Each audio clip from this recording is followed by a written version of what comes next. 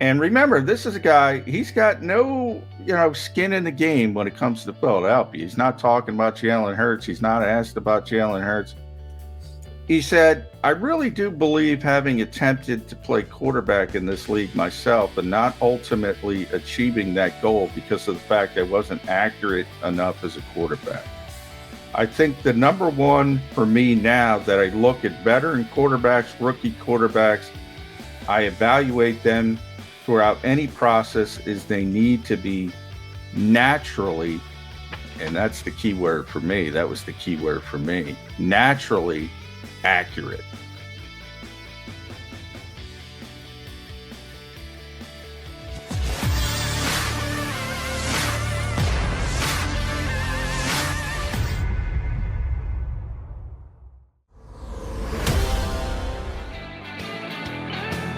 He is John McMullen. I am Jordan McDonald. That makes this Mac and Mac Birds 365 here on the JAKIB Media YouTube channel. Johnny Mac, what do we want to tell our loyal streamers? We want to say like, share, subscribe, and do it quicker than who was the Baylor corner that ran the 4.23? He almost broke the record. Almost broke the record. I forget his name, but I do know he was not even the best corner on his college team.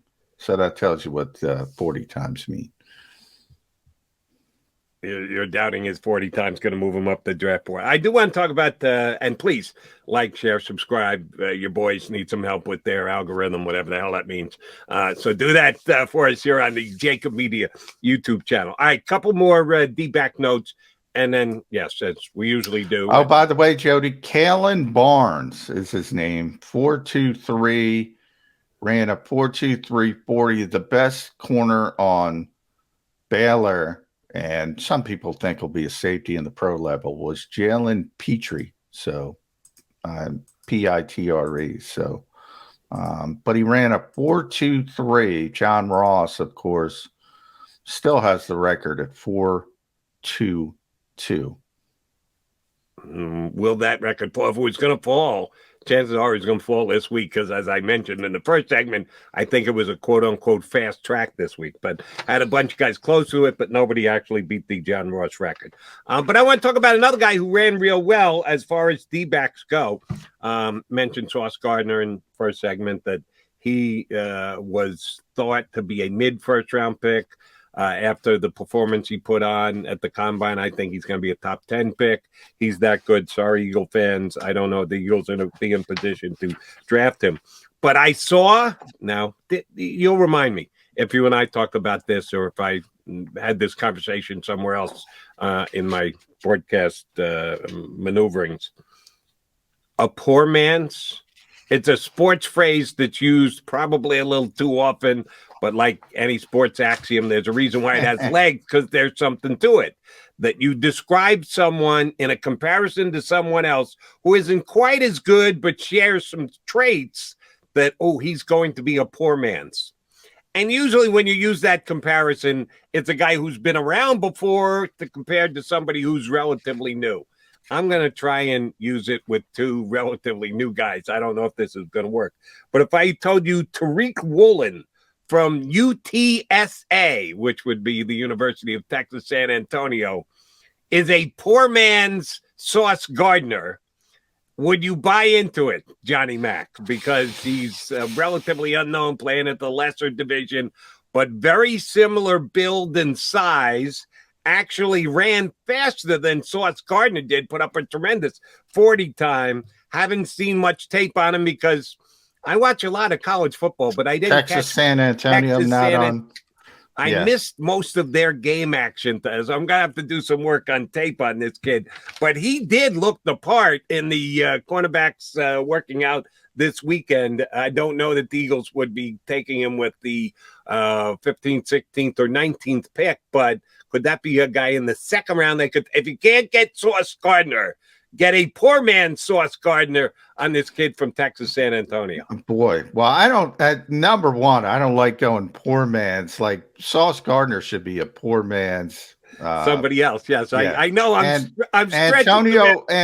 Antonio Cromartie is who I heard, another ex-Jets guy at is who I heard with Gardner.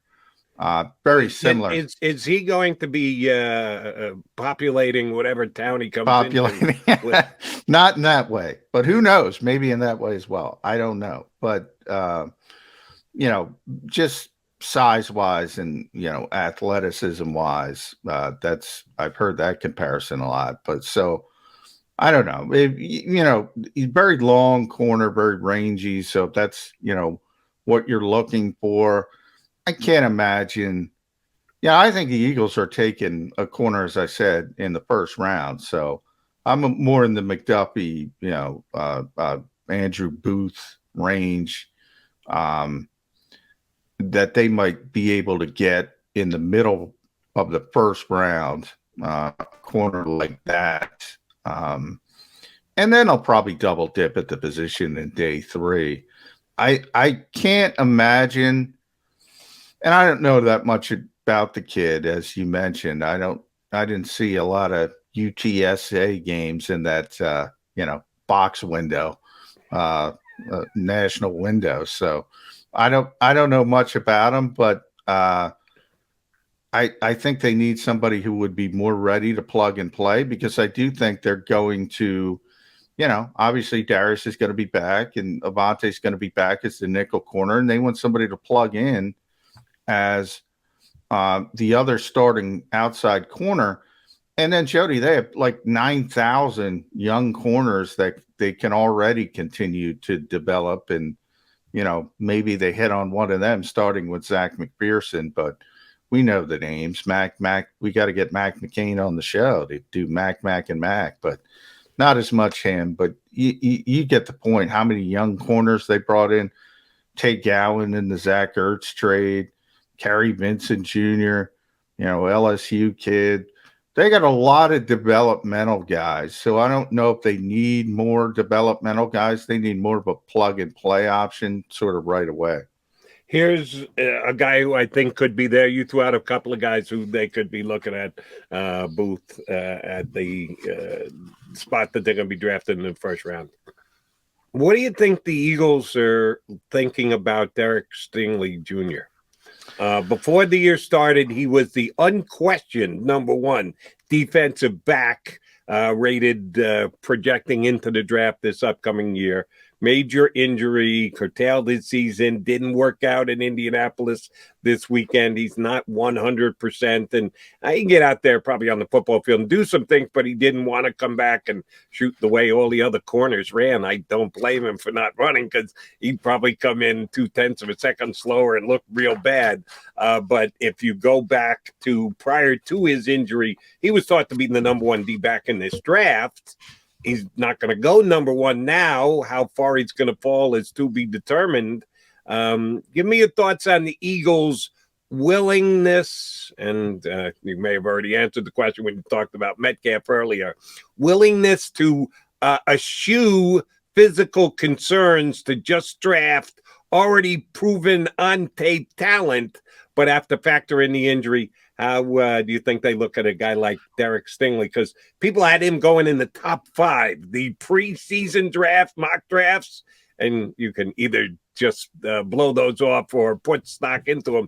It's up to you. What do you think about a guy like Derek Stingley in the middle of the first round? The Eagles have certainly shown a willingness to draft injured players. They did it last year with Landon Dickerson, who had the significant injury history. But every situation's different. I mean, they did it with Sidney Jones. Now, they might have learned something with Sidney Jones and the fact that, his was an Achilles at the cornerback position. That's a really difficult injury for a kid that's going to rely on his speed and as athleticism, as opposed to, you think about all the ACLs and the knee injuries of Landon Dickerson, but, he's in a phone booth all the time as an offensive guard. So maybe that injury isn't as serious as, say, a Liz Frank injury is for a corner, and that's what Stingley had. So I think that's one of the things, and we started the show. I said, more than the 4.23 the kid from Baylor ran, give me the medicals. I don't care. Give me all the medical files, and you keep your measurables. And I would tell you, because DK Metcalf is another example of a guy they eschewed on, they didn't take, and that was a neck injury, which is always very concerning and very difficult to predict, as you see by how it's kind of borne out over the years with DK. I will say the type of injury concerns me for corner.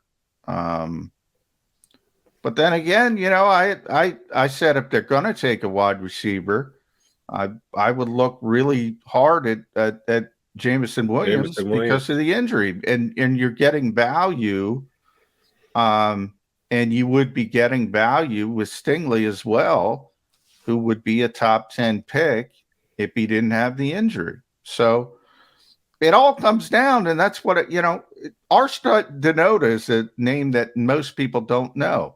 He leads, is sort of in charge, the Eagles' chief medical officer. He's in charge of all that stuff. He's got a bigger imprint on this when it comes to the injured players than people realize. You take your information, how you can get it, and put it into the hands of people you trust, and that's how you put your draft board together. All right, putting the draft board aside for a couple of minutes, because we always mosey on back to this area, the conversation on quarterback. We don't believe the Eagles are going to take a quarterback in the first round.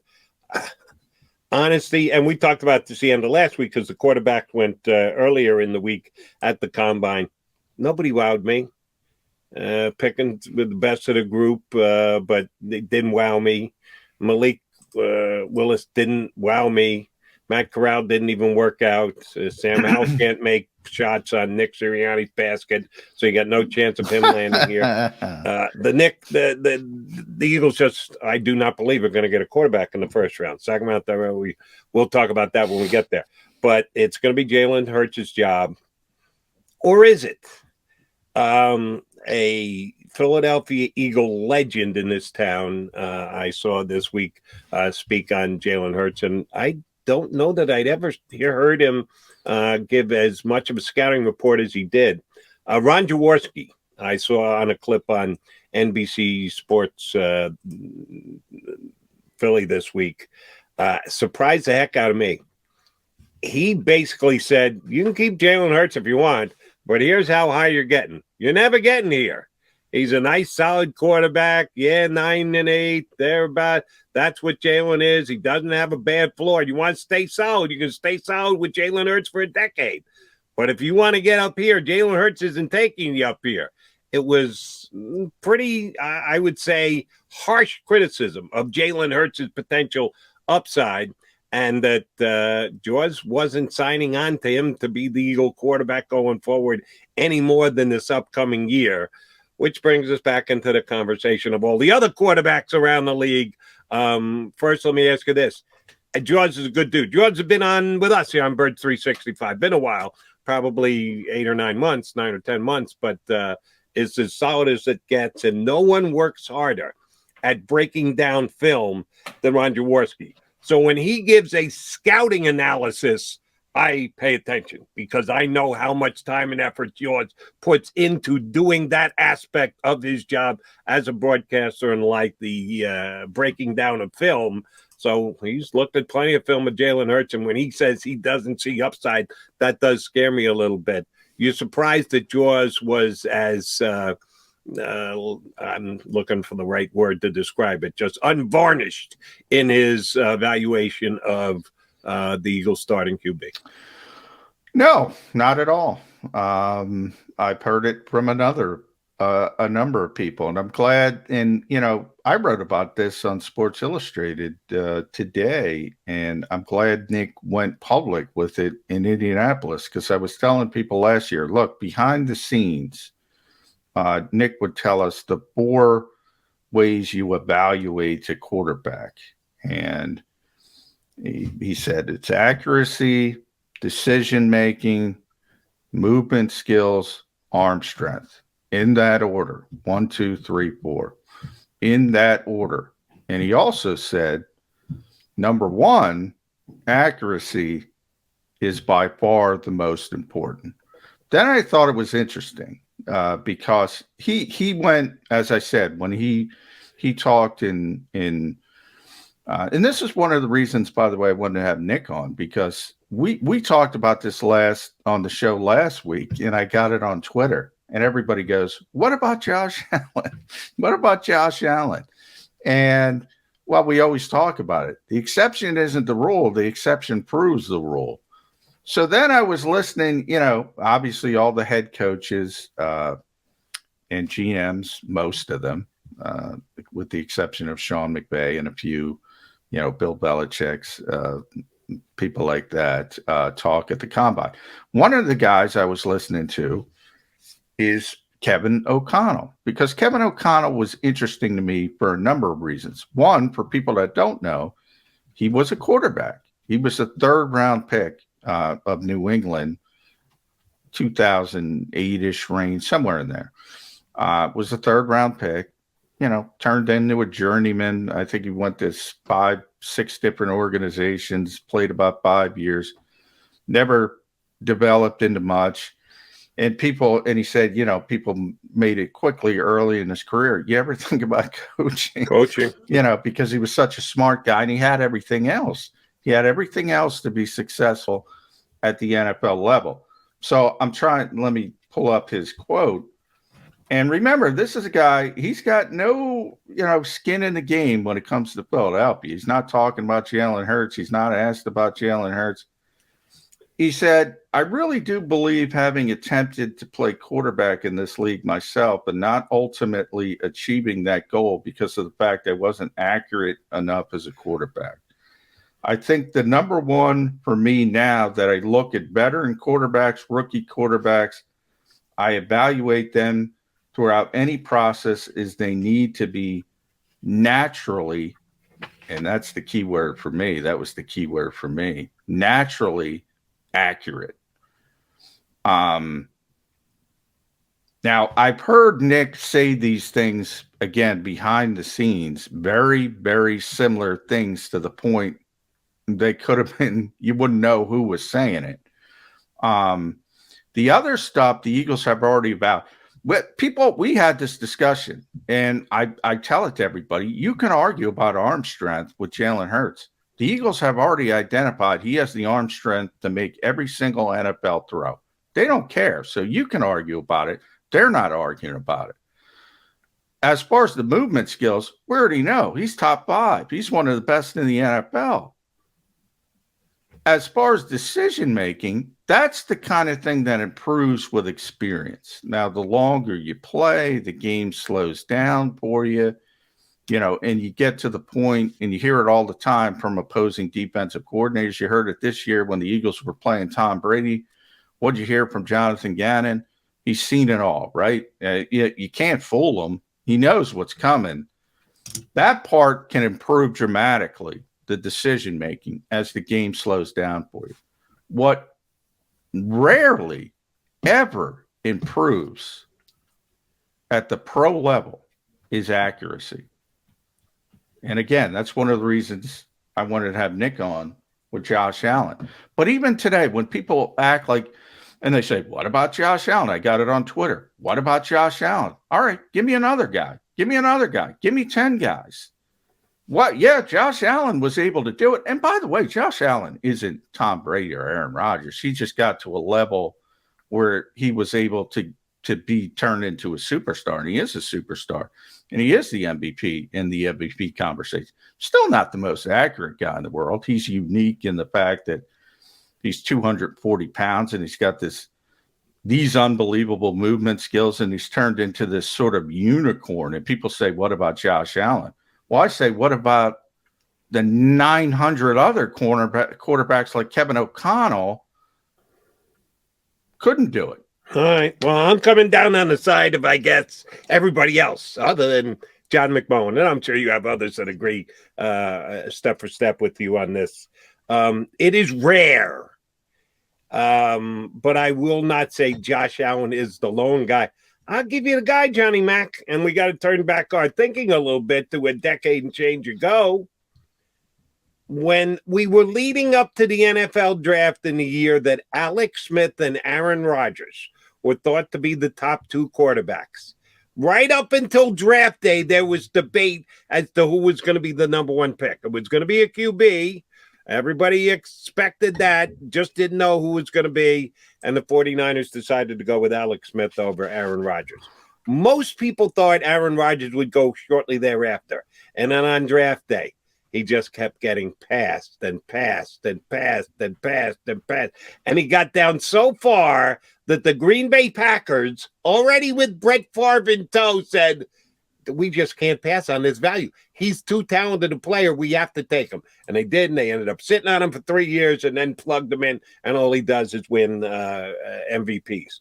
And is a guy we're going to talk about coming up next year on Birds 365. That was the knock. Aaron Rodgers had the better arm than did Alex Smith. The only question was Aaron Rodgers' accuracy.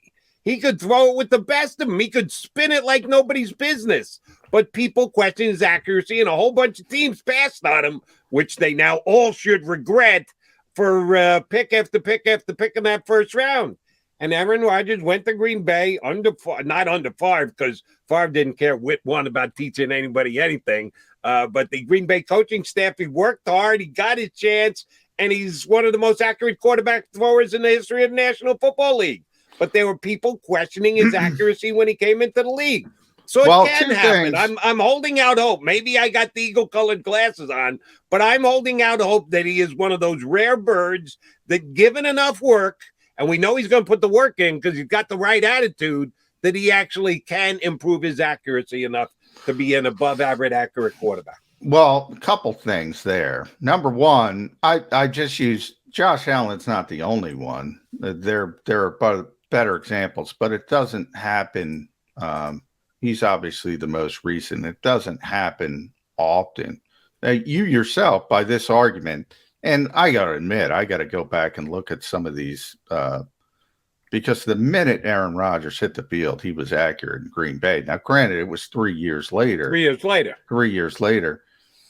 Now, I think he was drafted in 2005, somewhere 4 or 5. So we're going back almost 2 decades. And, so we got Josh Allen. But let's stipulate that he had some accuracy issues, which, again, that could be a misevaluation because the guy showed up on the field and he was throwing darts. Jalen Hurts has showed up on the field. He's not throwing darts. He's not accurate as a quarterback in this league. So that's a big difference as well. But even if you stipulate that a lot of people said he was inaccurate, again, it could be a misevaluation, or it could be, the unicorn. I got to tell you, for the reason, if anybody said that, they misevaluated the player, because I don't even think that's a comparison with Josh Allen, because Josh Allen is not one of the more accurate quarterbacks in the NFL. He's not top 10 when it comes to accuracy. He's probably middle of the range, middle of the road, which is good from where he came from when he was at Wyoming and what he came into the league as. It's a really significant improvement that you don't see very often. Aaron Rodgers is one of the most accurate quarterbacks who ever lived. So if anyone said that about him, and I'm not saying they didn't, I can't remember, they just misevaluated the stinking player. I mean, you don't go from, top 5 to not accurate to top 5 accurate all time, because that's where I think Aaron Rodgers is. So I don't know. People can hold on to that hope, and again, it was late, and it never happens in the modern NFL. And, we're only going back 2 decades, but that kind of tells you, Jody, how things have changed in 2 decades. You're not drafting a quarterback in the first round and having him sit 3 years in the NFL. Might happen in Green Bay out of necessity if Aaron leaves and they got to start Jordan Love. But that's not your plan. And guys are thrown into the fire. And maybe that hurts. Maybe that hurts them, but that's just reality of the situation as well. Right. So, but here's the way I look at it. Aaron Rodgers had 3 years to work on his accuracy. Whether it was right, wrong, or indifferent, that's what happened. We're not evaluating did Green Bay handle it right, or should it have been done that way? We can absolutely evaluate all the teams who, in 2020 hindsight, should have called Aaron Rodgers' name out prior to, and if they misevaluated his accuracy and that's why they passed on, shame on all those teams. But here's what we know. He had 3 years to get his accuracy together and get out there on the field and start as one of the most accurate quarterbacks in the league. You're right. Soon as you plugged him in, you watch the kid play, you go, damn, this kid can throw it on a dime. But he had the 3 years. Jalen Hurts should get the 3 years too. He's only had 2, and he was force-fed, probably a little ahead of when he should have been asked to be a starting quarterback in this league. That's the point I'm trying to make, that it sometimes takes time, and I'm willing to go Jalen Hurts another year.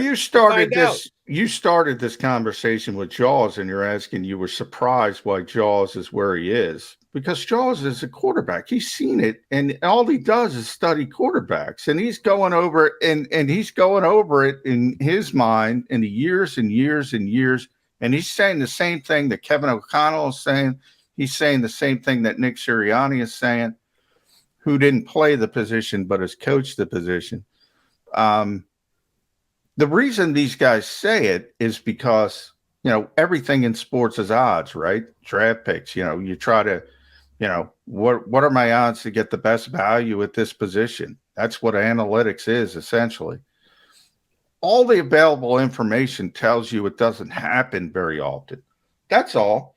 So when people give their evaluation like Jaws, and maybe I'll try to get him on the show to give him to explain it, because I can only speculate, but I know him well enough to know that he knows it doesn't happen often. So that's probably where he is. So he sees a kid who isn't accurate enough, and then the assumption is he's going to be accurate enough, and it just doesn't happen a lot at the NFL level.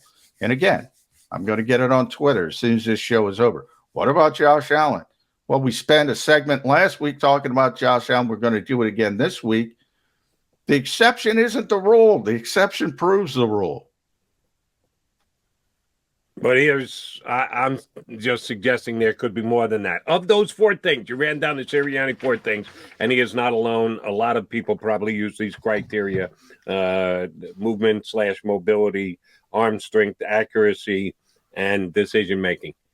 Of those 4, I think there are 2 that you basically can't improve on. By the time you get your 21, 22, in some cases like Kenny Pickett, 23 years old, when you get into the league, you've already established certain things, and you're not going to get better at 24, 25, 26, 27. I think arm strength is one of them. I think your arm strength is what it is.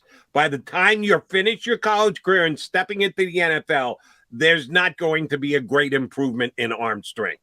The only guy in the last 20 years that I can think of who fits that, for me, would be Tom Brady. And he was just a monster work ethic guy, and maybe his body had room to still grow. And to his credit, he did all that and became an above-average arm strength guy. I don't believe he was that when he came into the league. He's the only one that I can remember in my evaluations of quarterback over the last 20, 25 years where I said, wow, his arm wasn't all that good when he came into the league, but by year 3, 4, 5, 6, 7, 8, he had a hell of an arm. That I don't think improves, and we already acknowledge, at least the Eagles do, and I agree with the Eagles, he's got the prerequisite arm strength. So in an area where you can improve, he's already got that. As far as mobility, again, who gets faster when they get into the National Football League? Either you can do it or you can't. Either you can make plays with your legs or you can't. That doesn't improve. So the 2 areas where there is really no room in my estimation for improvement, he's already checked the boxes. The other 2, I think, certainly in one more so than you, which is accuracy, there is some ability. Not great. I'm not saying, oh, my God, you can go from the least accurate quarterback to the most accurate quarterback if you put in a time. No, the needle doesn't move much, but it moves. The first 2 categories, I don't think you can move the needle at all. This third one, accuracy, you can move it some, and we'll find out if Jalen can or can't. And decision-making, I know for a fact that you can absolutely become better, because the more you do it, the better you get at it. It's just an experience thing. So that's why I'm probably a little bit more pro Hurts than some others. If those are the four quarterbacks we're going to judge, four categories that we're going to judge a quarterback by, and Sirianni does, and I think it absolutely fits in judging a NFL quarterback, the two areas where Jalen can be judged as being lacking after 2 years in the NFL are the two that you can potentially improve on, and the two that you don't have the ability to move the needle. I think he's already got checked, which is the reason why I'm still willing to go to bat with this kid. Yeah, well, the Eagles are going to go to bat with him. The only question is, again, and I think that's the larger conversation. If a path unveils itself to get better, they will take it. If the most likely it's not going to do, so they will try to maximize what they have. And that's what you should do as an NFL team. So it's not by any stretch of the imagination the Eagles aren't going with Jalen Hurts in 2022, or don't want to go with Jalen Hurts in 2022. If they can hit the home run, they'll step up and hit the home run. As far as the evaluation, look, this is how the Eagles evaluate the quarterback. And they're not the only team that evaluates the quarterback. And as I said, they've made the assessment that he's got the arm strength to do everything he needs to do. We all know, we all saw it. He's, as far as movement skills, and you're right, decision-making is the part that in theory you can improve on the most with experience and reps. And we see it all the time with veteran quarterbacks. The game, as I said, slows it down. And then, I also bring up the four because Nick has said, the first two are far more important than the last two. And that's accuracy and decision-making. That's where the superstars become superstars in this league. See, that's where I flat out disagree with Sirianni and or anybody else. You have to have arm strength. But Jody, you're missing the part. He's hit that level. And once you have the default level, it doesn't matter as much. They've already ascertained he's hit that level. That's like when we talk about the measurables, when we're talking about the combine. Once you have NFL athleticism, okay, now we can start talking about the important stuff. They've already said he's got that. That's not an issue. That's not an issue for them. He's got that part of it.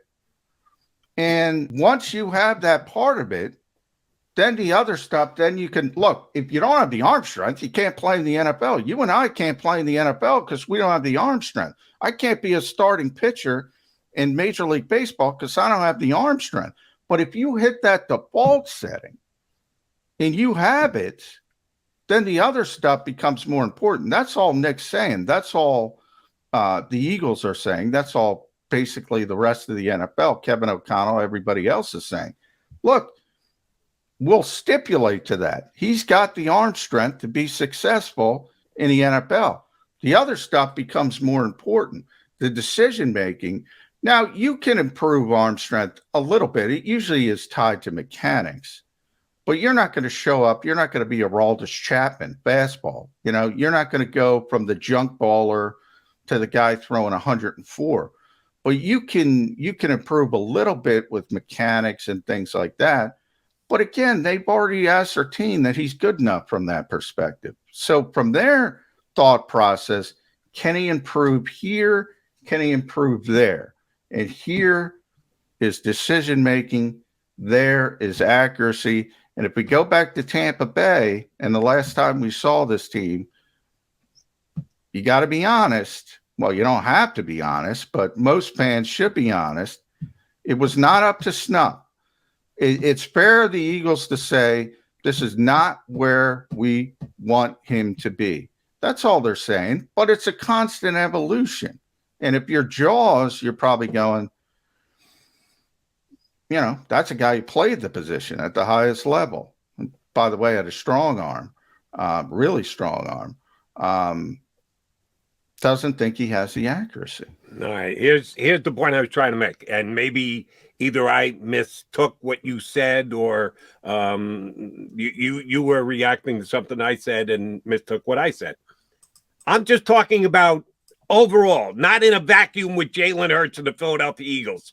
Evaluating quarterbacks, if you don't have the arm strength, you said these two are the most important things. And maybe you were just referencing Jalen Hurts for the Philadelphia Eagles right now. I thought you were just talking about in general. If you don't have arm strength, you don't even get into the conversation. It has to start there. If you do not have the arm strength to be a quarterback in the National Football League, I don't care how good your decision making is. I don't care how good your accuracy is. I don't care how good you are in mobility and the ability to make plays with your legs. Arm strength is numero uno. You have to have that to begin with. And as if you said, the Eagles believe that Jalen Hurts has already checked that box. Good, fine. We move on. So then we go to the next step. But what you said was, and that's when I started to interrupt you, you said the two most important things are accuracy and decision-making. And I was attempting to disagree with that because for me, it's all got to start with arm strength. If you don't have arm strength, if you can't throw the football correctly in the National Football League to beat the kind of defenses, the talented defensive backs they have, can't play. Doesn't matter. You can be the greatest decision maker in the history of the National Football League of quarterbacks. If you got a rag arm, you're not going to be a QB in the NFL. So that was the point and that's why. And again, it's not what I'm saying; it's what the head coach of the Philadelphia Eagles is saying. But Nick will also say, "Look, everything." And again, that's why I put the caveat on. You got to have a default setting to be an NFL athlete at any position. At any position, you have to have certain athletic traits to be able to be in the league. But once you hit that bar, the other stuff becomes more important. That's what Nick is trying to say. Once you hit that bar, and I talked about it at linebacker at the beginning of the show with TJ Edwards versus Davion Taylor. Look, Davion's a better athlete.